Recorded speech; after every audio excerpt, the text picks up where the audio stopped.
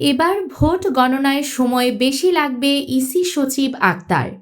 দ্বৈত নাগরিকত্ব থাকার পরও যারা গোপন রেখেছে, নির্বাচনের পরও যদি কমিশন প্রমাণ পায় তাদের বিরুদ্ধে ব্যবস্থা নেওয়া হবে বলে জানিয়েছেন নির্বাচন কমিশনের সিনিয়র সচিব আক্তার আহমদ।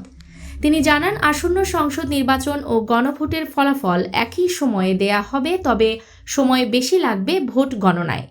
বৃহস্পতিবার বিকেলে নির্বাচনের সঙ্গে সম্পৃক্ত মোবাইল ব্যাংকিং সার্ভিস সহ বিভিন্ন সংস্থার সঙ্গে বৈঠক শেষে এসব কথা বলেন তিনি।